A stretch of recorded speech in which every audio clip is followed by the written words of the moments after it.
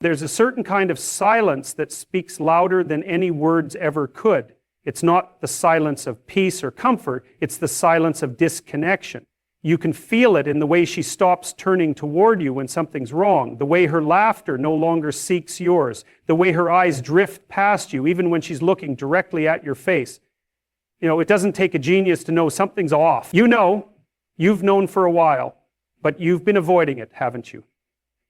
You've been convincing yourself that it's just a phase, that if you hold on a little longer, things will snap back to how they used to be, that if you just give more patience, more kindness, more of your time, she'll remember what you meant to her. But that's not how it works. When someone's heart has left the room, no amount of effort will make them stay. And the longer you deny it, the more of yourself you'll lose in the process. That's the brutal truth, and it's the first thing you need to face if you ever want to break free.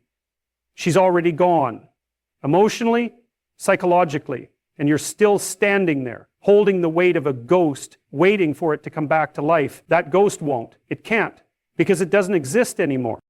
We don't like to admit when we've been abandoned, not in obvious ways, but in subtle ones.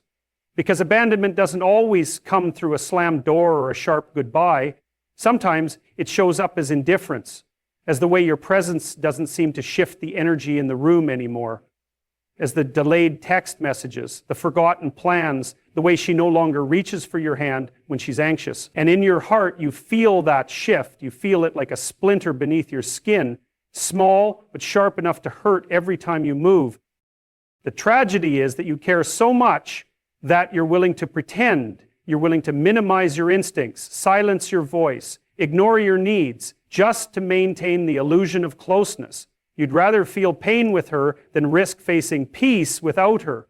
But that choice, that compromise, slowly kills you, because you can't grow where you're not seen. You can't be whole in a place where your worth is no longer valued. And most dangerously of all, you begin to confuse love with endurance. You start to believe that staying through neglect is some noble expression of loyalty, when really it's just a refusal to confront what you already know. That knowing, the one you've been running from, is the beginning of freedom. When you finally acknowledge that her heart is no longer in this with you, when you stop rationalizing every cold glance or distracted conversation, you reclaim a piece of your dignity. You take your first step toward healing, not because she gave you permission, but because your soul is screaming for it. You don't need her to say it out loud. You've already heard the truth in the things she no longer says, the affection she no longer shows, the respect she no longer gives. And the sooner you accept that, the sooner you stop bleeding emotionally for someone who no longer holds the bandages. There's nothing more disorienting than loving someone who is emotionally checked out. You keep trying to reach them through the same door, but it's locked from the other side. And it's not that she's trying to hurt you. Most of the time, she's not even aware of the extent of her absence. She's just not there. And you keep showing up anyway, hoping presence will make up for the absence. But it never does. The truth is, she stopped choosing you. Not once, not in a big dramatic moment, but in small daily ways. And when someone stops choosing you, you must choose yourself. Not out of bitterness, not to spite her, but because your soul cannot thrive in a place where you are merely tolerated. That's the hard part. That's the moment when you start to realize that love isn't supposed to feel like constantly proving your worth. It's not supposed to feel like begging for attention. It's not supposed to feel like wondering if you're enough every single day. You will never begin the process of emotional detachment if you keep living in denial. That's why facing this brutal truth matters, not because it's pleasant, not because it feels good, but because it's necessary. The longer you pretend, the more damage you invite. The more you delay, the deeper you bury your self-respect. But when you finally look this truth in the eye, when you finally stop lying to yourself about what this relationship has become, you create the conditions for healing. And in that moment, a man is born again, not because he stopped loving her, but because he finally started loving himself. That's where it all begins, with the courage to stop pretending. There's something almost maddening about the shift. You try to explain it, but it's intangible. It's not a dramatic fight or a shouted insult. It's a quiet corrosion. You say something important, and she nods without really hearing. You come home, and the warmth you once felt, it's been replaced with a kind of vacant politeness, like you're just another person passing through her space. And what's worse is that part of you still hopes. You keep telling yourself it's stress, a bad week, the pressure of work or life. But if you're honest, and I mean brutally honest, it's not just a phase, it's a pattern. The problem is that emotional detachment doesn't begin with her. It begins with you acknowledging that the intimacy, the bond, the partnership, it's not mutual anymore. That she's not reaching back when you extend your hand. And rather than walk away, you start trying harder, you double down. You become more attentive, more giving, more available, thinking that maybe, just maybe, your effort will pull her back. That's what many men do. They try to earn love that's already been withdrawn, and in doing so, they abandon themselves. You don't realize it at first, but each time you push your own needs aside to keep the peace or to win back her warmth, you're erasing parts of your identity. That's why this second step, reclaiming your self-worth, is so vital. You have to stop measuring your value by how someone else responds to you. You have to stop using her affection or lack of it as a mirror to define your worth. Because when a woman no longer values you, it's not always about who you are. It's often about where she is in her own life, or the image of you she created in her head that no longer matches her evolving expectation. But that's her journey. That's her projection. You cannot live your life shackled to someone else's indecision. What happens in these situations is that you begin to internalize the rejection. You tell yourself, if I was more successful, she'd respect me again. Or if I was more romantic, she'd love me the way she used to. That spiral leads to a man who becomes a shadow of himself, constantly adjusting, morphing, apologizing for who he is, chasing an ideal that no longer exists. And every time you betray yourself to get a reaction, you teach her that your boundaries are negotiable, that your identity is fluid, that you'll do anything to avoid the pain of her disinterest. And that's not strength, that's self-erasure. A woman doesn't respect a man who disrespects himself in pursuit of her approval. And she shouldn't. No one should. So if you want to emotionally detach, you have to stop waiting for her to validate you. You have to stop needing her to see your value before you do. That begins with small, steady decisions. Saying no when something violates your principles. Refusing to beg for attention. Walking away from conversations that demean rather than build. It's about choosing discomfort in the short term rather than long-term decay. You're not punishing her, you're rescuing yourself. And it's not about becoming cold or vindictive. This isn't about vengeance. It's about quiet dignity. It's about the kind of self-respect that doesn't need to prove anything to anyone, that doesn't need applause, that doesn't need to win a fight or make a point. Real self-worth allows you to stand in a room with someone who no longer sees your value and walk away with your head held high, not because you're arrogant, but because you finally remembered who you are. You have to start reestablishing your identity outside of that relationship. Who were you before the silence settled in?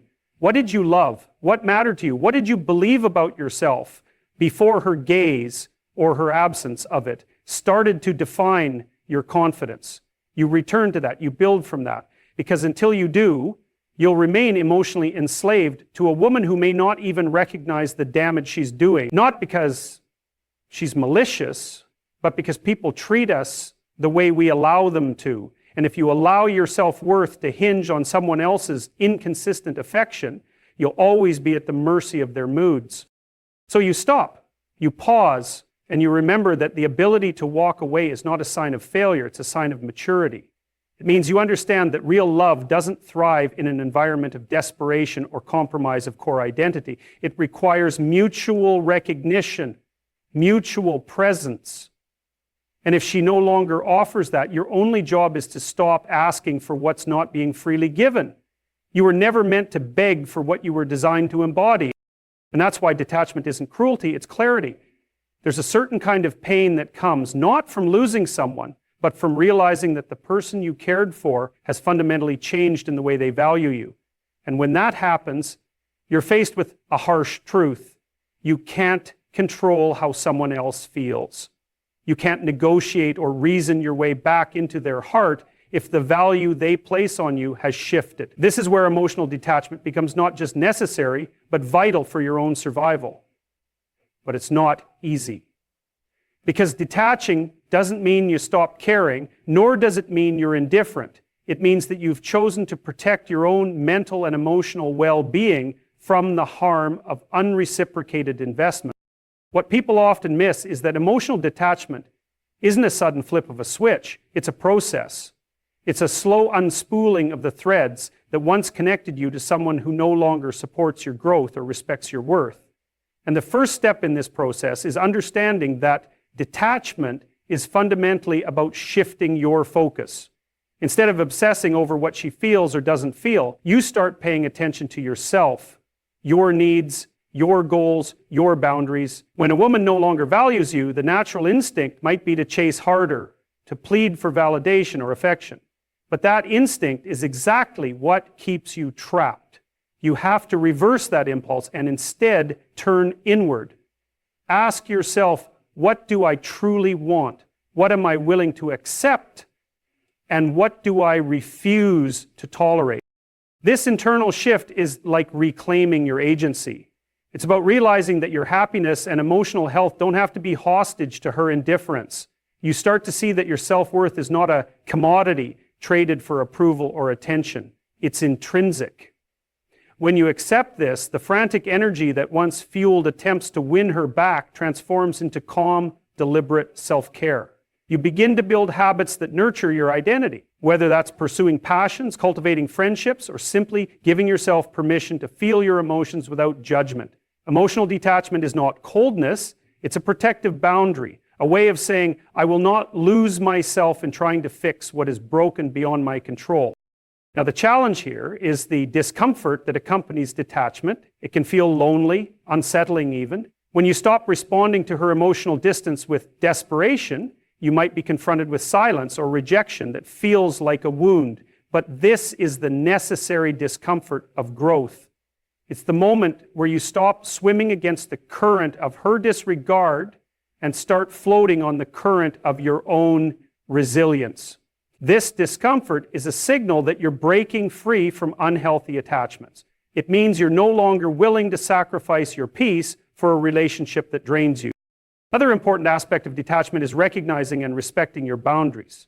When a woman no longer values you, it's common to blur the lines between your needs and her expectations. You might tolerate dismissiveness, excuse neglect, or rationalize poor treatment because you fear losing what's left of the connection. But boundaries are the cornerstone of self-respect. They're the invisible walls that keep you safe. When you enforce your boundaries firmly and consistently, you send a clear message to yourself and to others that you deserve respect. You demonstrate that your time, energy, and emotions are not expendable. And this shift often changes the dynamic completely because you no longer accept being treated as a second option or an afterthought. At the heart of emotional detachment is the realization that you cannot fix someone else's feelings, nor can you force them to appreciate you. The sooner you grasp this, the sooner you stop chasing illusions. The painful truth is that some relationships deteriorate not because of a lack of effort, but because of incompatible values, growth in different directions, or emotional exhaustion on one side. Detaching allows you to acknowledge these realities without bitterness. It allows you to let go with grace instead of holding on with desperation. It's important to remember that detachment doesn't mean you erase memories or deny the significance of the past. The love you shared, the moments that meant something, they still exist, but detachment changes your relationship with those memories. They become part of your history, not your present captivity. You learn to appreciate what was without needing to reclaim what is lost. Finally, detachment opens a door to rediscover yourself. When you're not weighed down by the need for validation from someone who no longer values you, you gain clarity. You find space to reconnect with your goals, your passions, and your sense of purpose. You become free to build a life that is fulfilling on your own terms, rather than one defined by someone else's affection.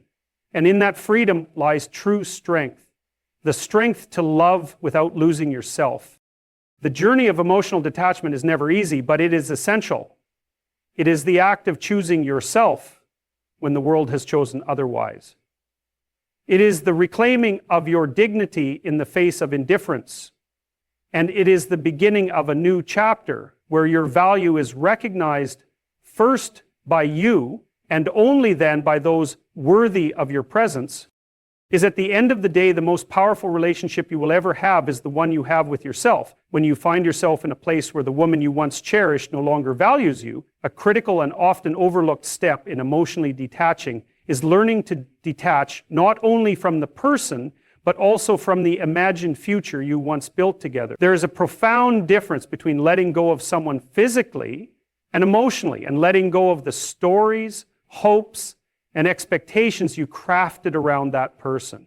Those imagined futures can hold you captive, trapping you in a cycle of longing and disappointment. The harder it is to release those mental images, the deeper the emotional attachment remains, regardless of the reality before you.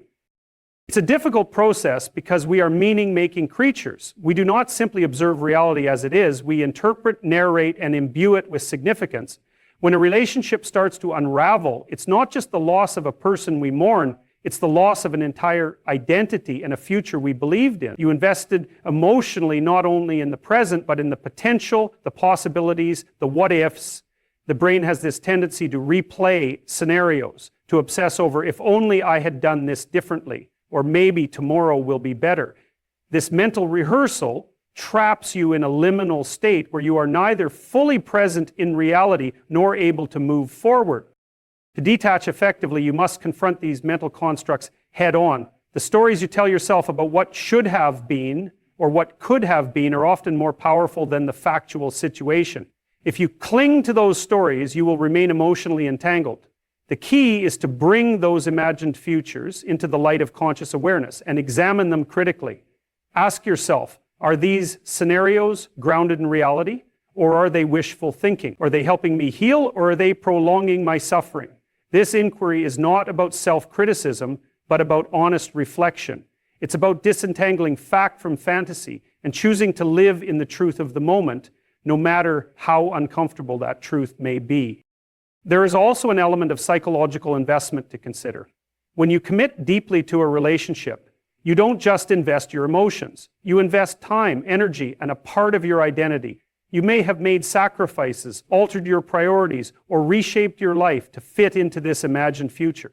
To detach emotionally means accepting that those investments may not yield the returns you hoped for. That acceptance can feel like a loss, but paradoxically, it is the beginning of true freedom. Freedom comes when you stop holding on to an outcome that no longer serves you and start redirecting your energy toward new possibilities, ones that align with your evolving self. This is where mindfulness plays a pivotal role. Mindfulness isn't just a trendy concept, it's a practical tool for navigating emotional pain. By cultivating present moment awareness, you learn to observe your thoughts and feelings without becoming consumed by them. When the mind pulls you back into the stories of the past or the fantasies of the future, mindfulness gently brings you back to the present reality. This practice develops emotional resilience, allowing you to experience the discomfort of loss without becoming overwhelmed or trapped. Over time, mindfulness helps you build a space between yourself and the emotional turmoil, making it easier to let go of those imagined futures.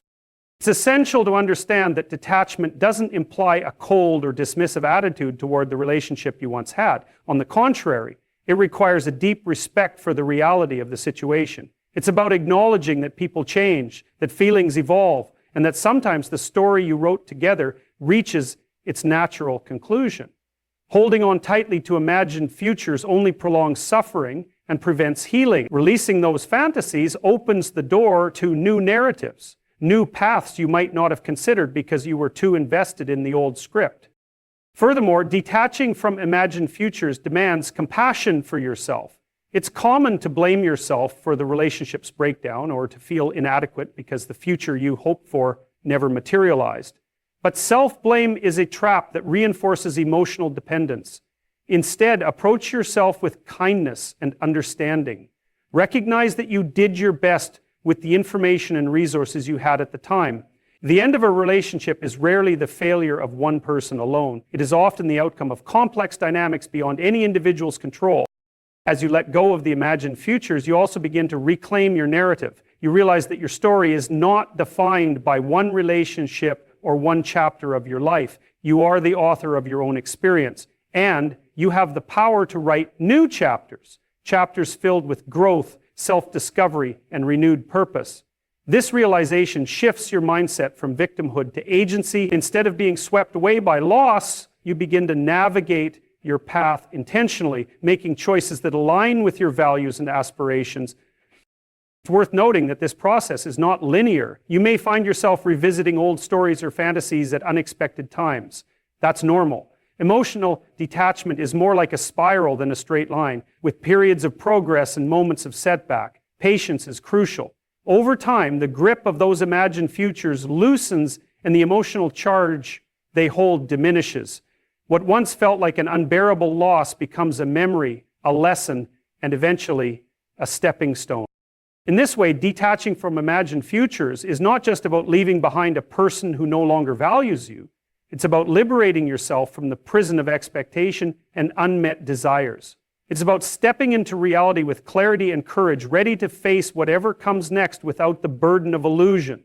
And in doing so, you prepare yourself for genuine connection, not one based on fantasy or desperation, but on mutual respect and authentic presence.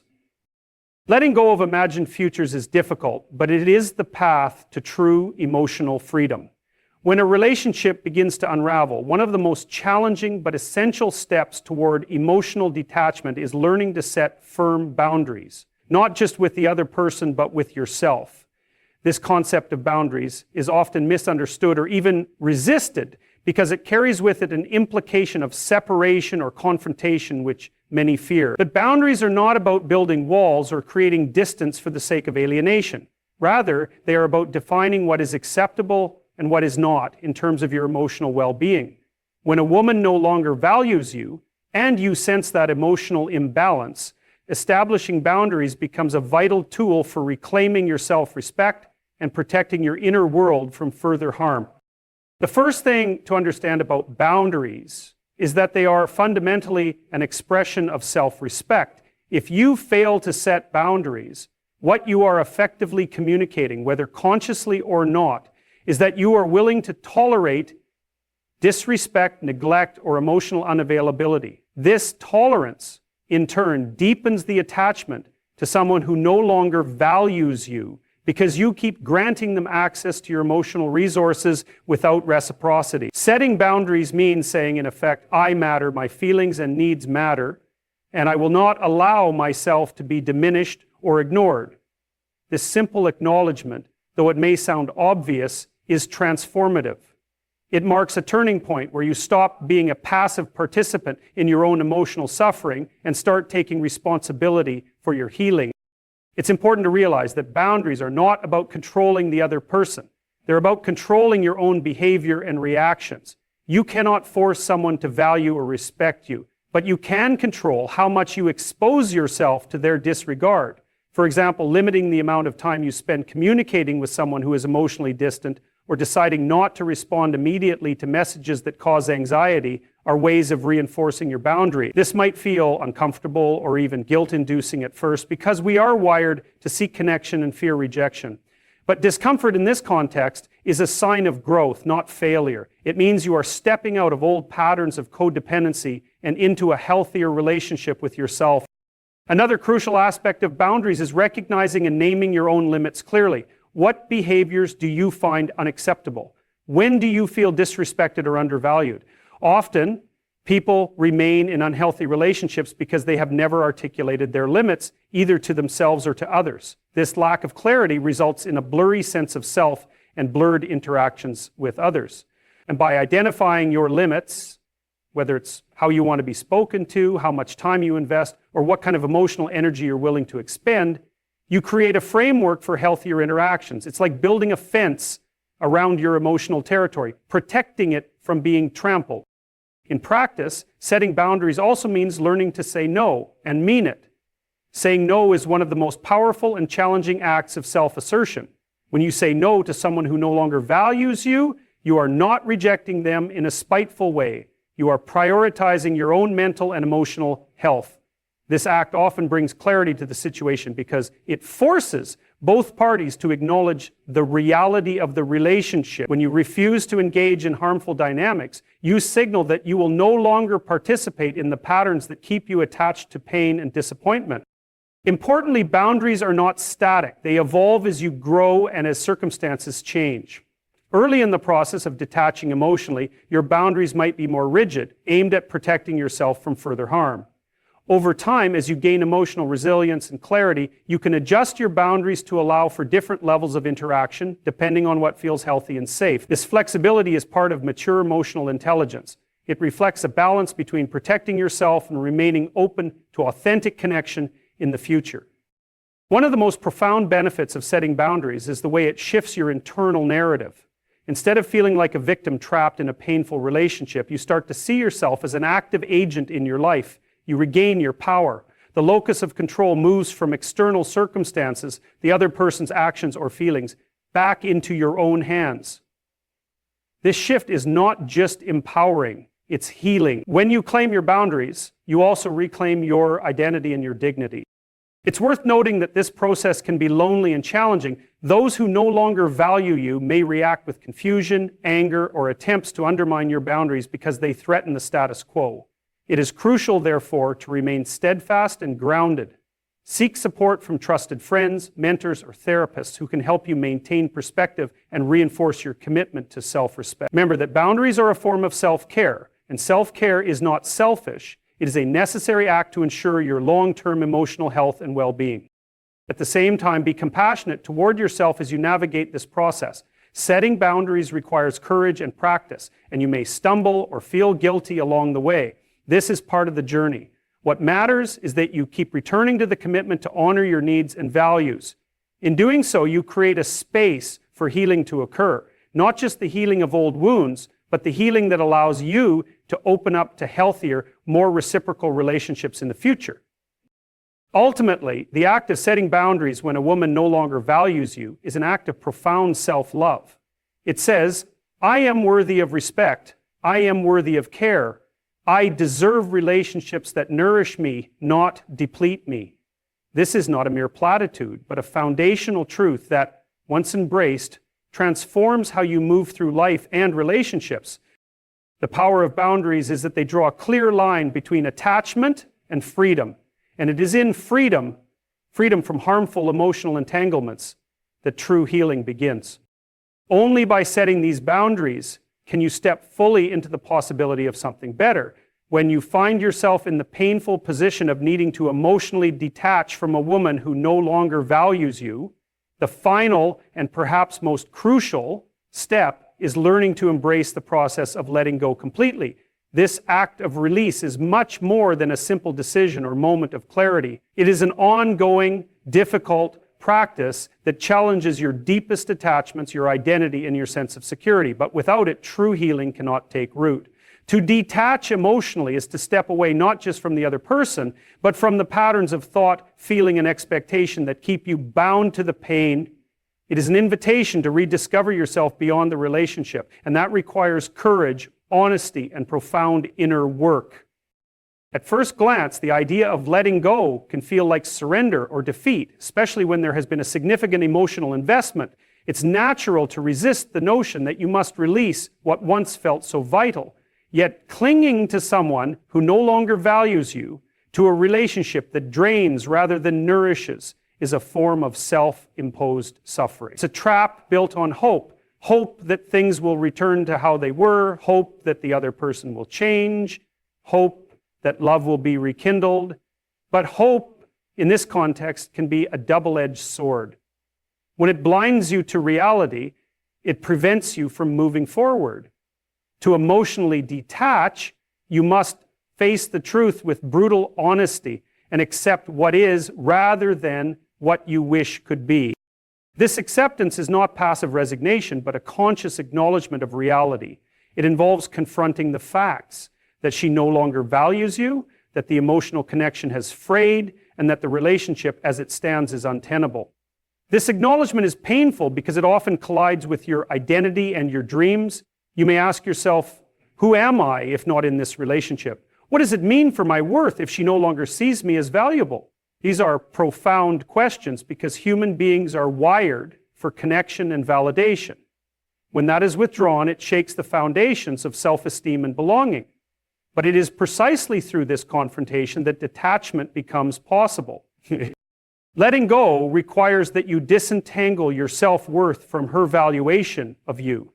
This is one of the most difficult shifts to make because it challenges the very basis on which many people build their emotional lives.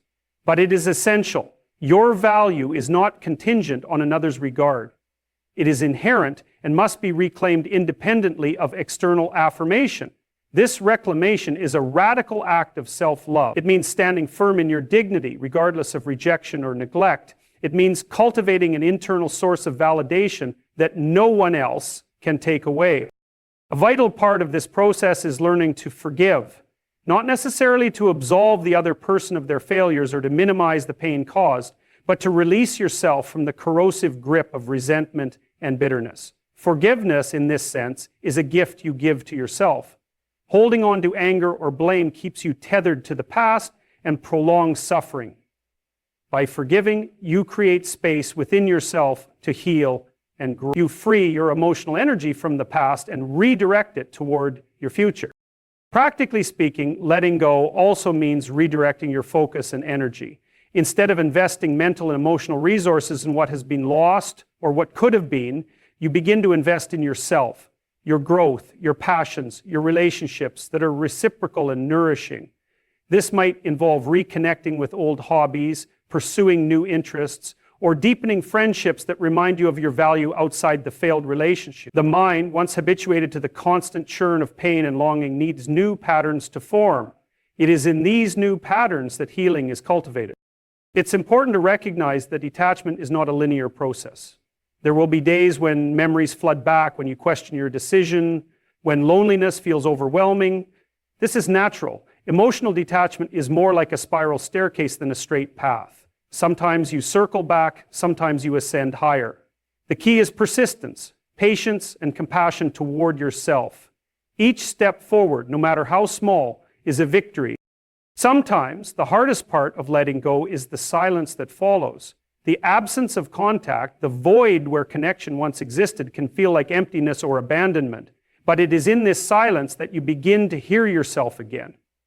You reclaim your voice, your thoughts, your feelings.